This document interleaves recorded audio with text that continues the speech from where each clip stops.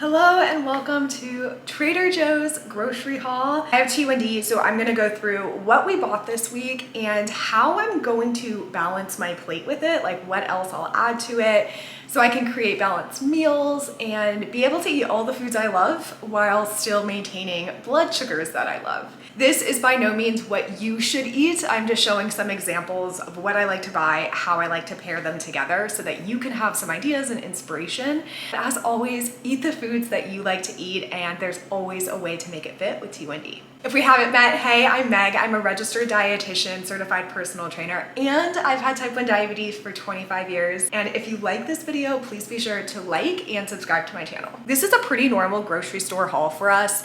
We probably go to the grocery store twice in 1 week, so this isn't everything that we'll eat. I'll kind of make references to other things we've bought.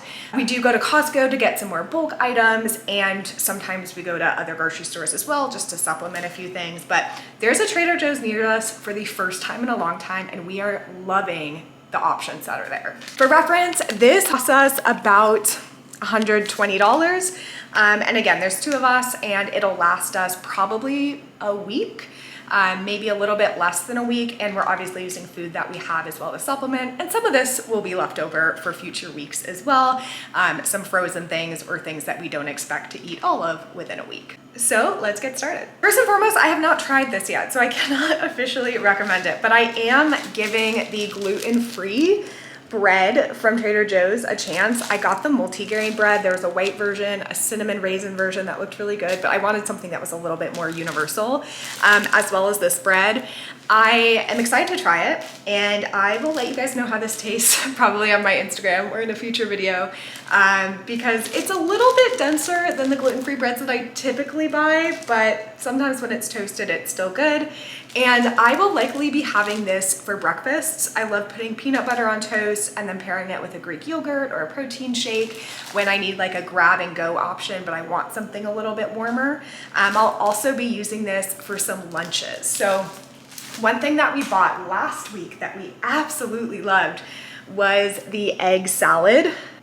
The egg salad was so good. We went through one thing in like 2 days between the two of us.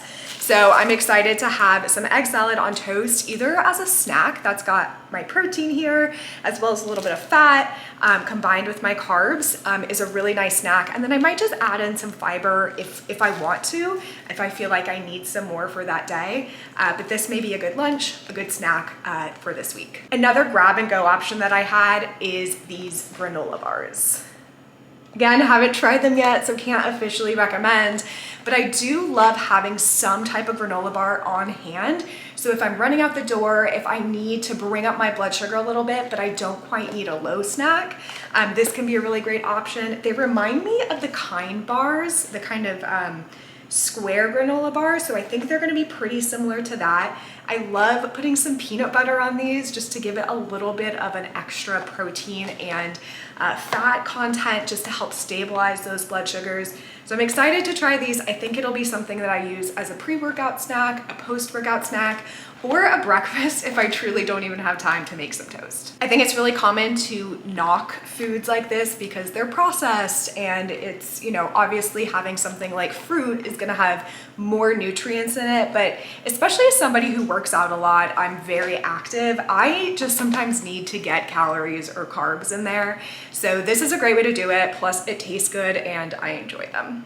I've been loving Honeycrisp apples recently, so I love to slice these really thin, and then I'll top them with peanut butter, which we have left over, so I didn't need to buy another one of that, and then sprinkle a little bit of granola on top. Not from Trader Joe's, but the granola we're currently eating, which I think we got at Costco, is the Purely Elizabeth granola. It is gluten-free.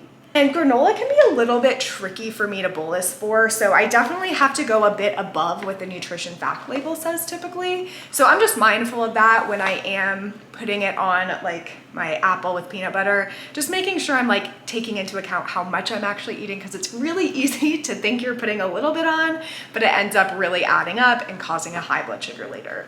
So I do love the granola, I do use it a lot, but I am very mindful of what I'm eating so that I'm making sure that I give the amount of insulin that I need to balance it out.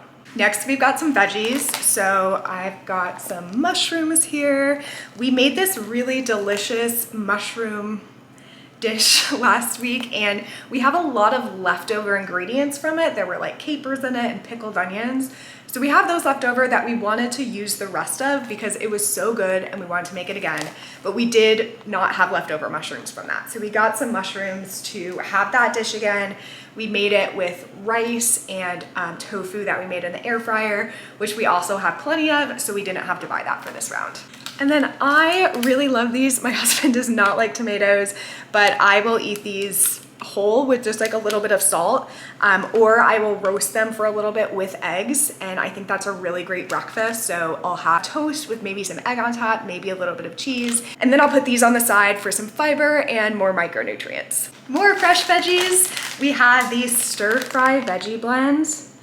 Because we're only 2 people, it doesn't usually make sense for us to buy like a whole broccoli and a whole thing of sweet peas and a whole thing of cabbage because we just don't eat it fast enough and it often goes bad. So having some of the pre-packaged veggies like this is a really easy way, number one, to save us a ton of time from chopping things up in the kitchen, but also we're able to have a lot less food waste because we can use this whole bag and create leftovers for ourselves.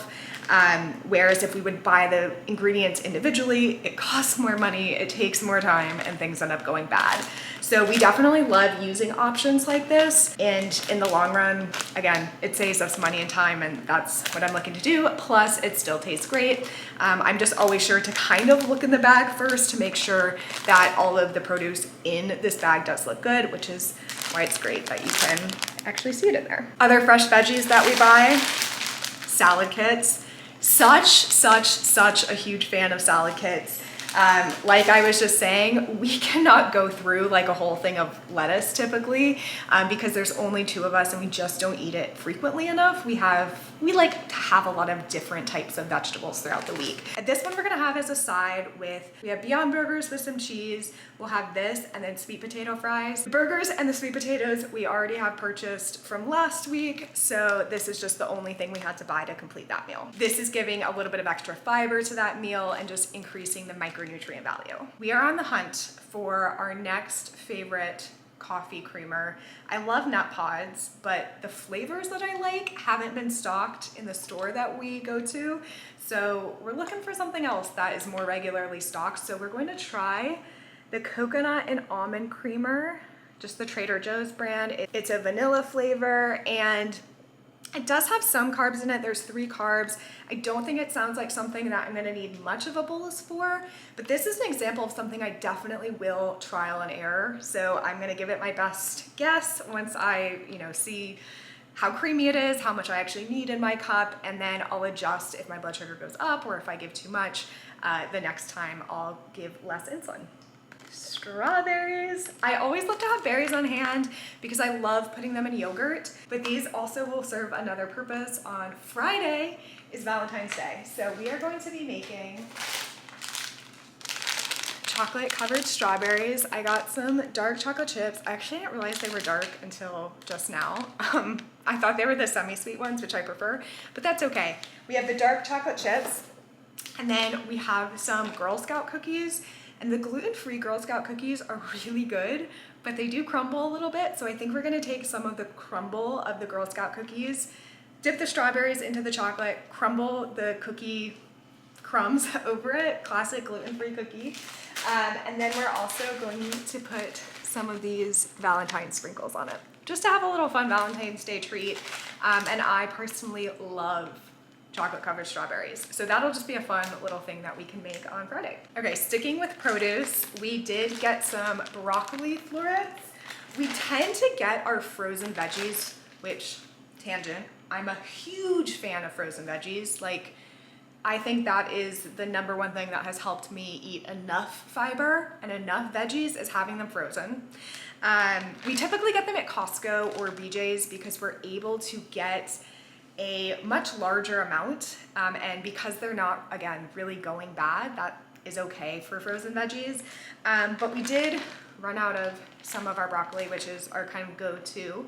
So we did just get 1 bag of that to hold us over until the next time we're able to get a more bulk size. Cauliflower gnocchi, Trader Joe's staple. I absolutely love these, and it was honestly one of the first gluten-free gnocchis, I would say like 10 years ago, that I really loved. Back when gluten-free food wasn't quite as good as it is today, but I still think that these take the cake. We eat these probably once per week. We love putting them with pesto and then a bunch of the frozen veggies or leftover veggies that we have from the week, and kind of just make this big, delicious pesto flavored meal. And what I love about these too is when you're able to cook them correctly, they get really crispy and they also heat up well. These can be a little bit difficult to bolus for. Even though they are cauliflower gnocchi, they still have cassava flour in it and potato starch, which are going to increase that carb count. So even though it's cauliflower, that does not mean it's low carb. Always check your carb counts, always check the other ingredients. I do find that a pre-bolus works really well with this, and then obviously pairing it with some of that fiber. So we love, again, adding a bunch of veggies to it and adding some protein as well. Sometimes, like, I don't eat meat, so sometimes throwing in like, you know, a plant-based chicken alternative or sausage alternative is really good. Also just like tofu on the side can be really nice. So definitely, if you've never tried this, it's a good one. But I do, you know, I did have to do a little bit of trial and error with that bolus to find the amount that was able to cover me for it. Next, we got a bunch of different yogurts. We are kind of, again, trying to find our favorites, specifically at Trader Joe's, because they're pretty inexpensive there. So we're just kind of trying everything.